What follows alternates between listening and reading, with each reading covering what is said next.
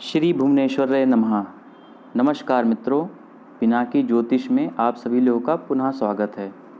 आज हम लोग षोडशी महाविद्या साधना के बारे में चर्चा करेंगे। ये षोडशी महाविद्याओं में चतुर्थ स्थान पर आती हैं। 10 महाविद्याओं में एक महाविद्या षोडशी है, जिन्हें त्रिपुर सुंदरी भी कहा जाता है। इनकी कांति प्रातः कालीन सूर्य उदय के समान आभा वाली है। शिव भावपूर्ण सूर्य से समस्त संसार का पालन पोषण व रक्षण कार्य होता है। पृथ्वी, अंतरिक्ष और त्रैलोक्य तथा वहाँ की प्रजाओं का निर्माण इन्हीं शक्ति के द्वारा होता है। सूर्य की कला एवं दिशाओं के आधार पर 5 अवस्थाएं बनती हैं। प्रातःकाल 4 कला, मध्याह्न 13 कला तथा सायंकाल पुनः 5 कला रह जाती हैं। पंचवक्त्र स्वरूप शिव रूपी जो सूर्य है वो शिव रूपी ही है, वही जगत का कल्याण कर रहा है।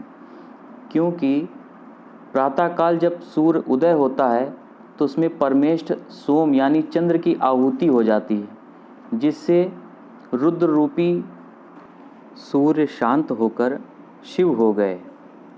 पंचवक्त्र शिव के 10 हाथ हैं। उनमें क्रमशः अभय मुद्रा, टंक, शूल, वज्र, पाश, खड्ग, अंकुश, घंटा, नाग तथा अग्नि है।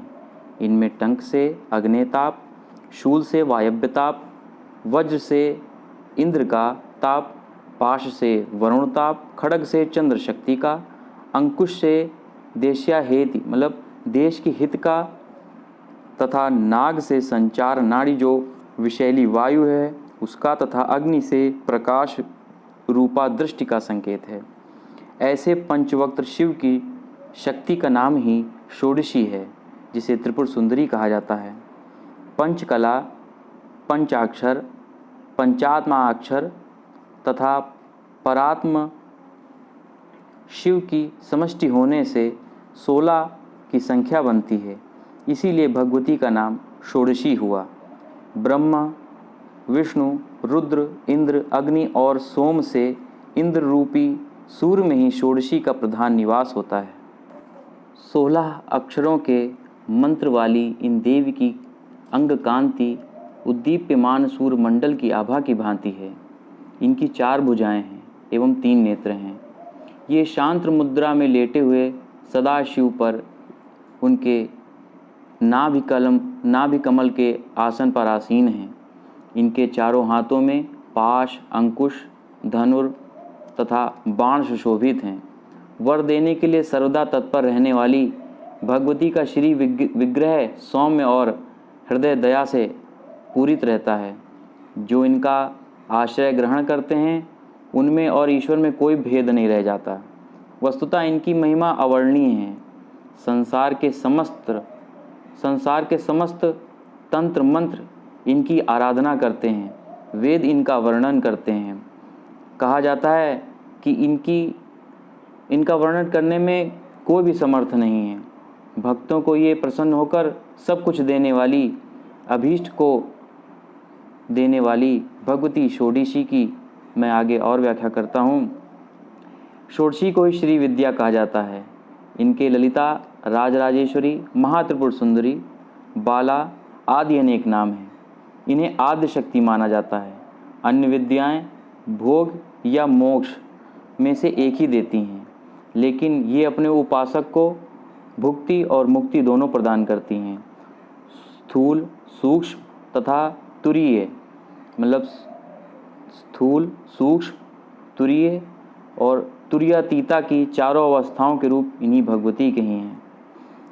इस बारे में एक कथा बहुत ही प्रसिद्ध है। एक बार परम्बा पार्वती ने भगवान शिव से पूछा, भगवान आपके द्वारा प्रकाशित तंत्र शास्त्र की साधना से जीव के आदि व्याधि, शोक, संताप, दीनहीनता तो दूर हो जाएगी, किंतु गर्भावास और मरण के असह दुख की निवृत्ति तो इससे नहीं होगी।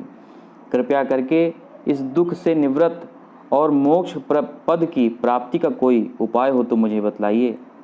परम कल्याणमयी परम्बा के अनुरोध पर भगवान शंकर ने षोडशी श्री विद्या साधना प्रणाली को प्रकट किया। भगवान शंकराचार्य ने भी श्री विद्या की इन्हीं षोडशी देवी की उपासना की थी। इसीलिए आज भी सभी पीठों में भगवती षोडशी राजराजेश्वरी त्रिपुर सुंदरी के श्रीयंत्र के रूप में आराधना चली आ रही है। आदि गुरु शंकराचार्य ने सौंदर्य लहरी में षोडशी श्री विद्या की स्तुति करते हुए कहा कि अमृत के समुद्र में एक मणिद्वीप है जिसमें कल्प वृक्षों की बाग है, नवरत्नों के परकोटे हैं। उस वन में चिंतामणि से निर्मित महल में ब्रह्ममय सिंहासन पर, जिनमें पंचकृत्य के देवता ब्रह्मा, विष्णु, रुद्र और ईश्वर के आसन हैं और सदाशिव फलक हैं।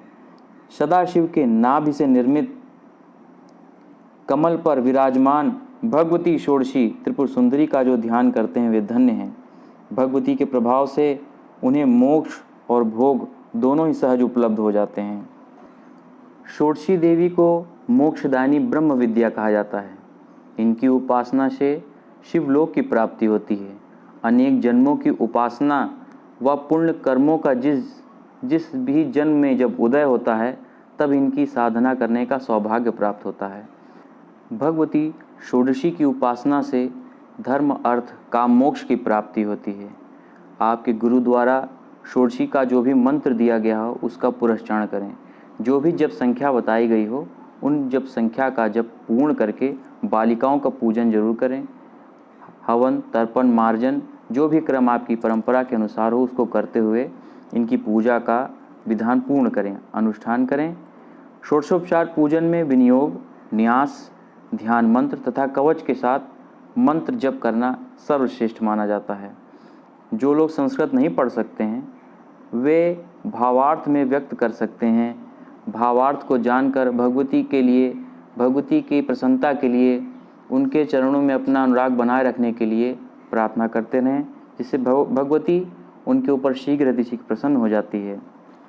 इन्हीं षोडशी महाविद्या से ही श्री कुल प्रारंभ होता है, जो एक सौम्य भगवती के सौम्य रूपों में महाविद्याओं की पूजा होती है। ये भगवती का रूप पराम्बा का ऐसा रूप है जो तत्क्षण प्रभाव देने वाला है। इनके अनुभव भी कई हैं। भगवती की जब आप आराधना अनुष्ठान करेंगे तो आपको विभिन्न अनुभव होंगे। कहा तो ये जाता है कि भगवती का दर्शन तो बहुत ही विरले ही किसी श्रेष्ठ साधक को ही मिलता है, लेकिन जिसको भी इनका दर्शन मिलता है वो साक्षात शिव स्वरूप हो जाता है। ये रहा भगवती षोडशी महाविद्या का स्वरूप, इनका वर्णन। मैंने यथाशक्ति अनुसार इस स्वरूप को बहुत ही कम समय बताया है। ये बहुत ही कठिन कार्य है। आपको जैसा भी लगा हो मेरे कमेंट बॉक्स में लिखें। कोई प्रश्न हो तो उसको पूछें।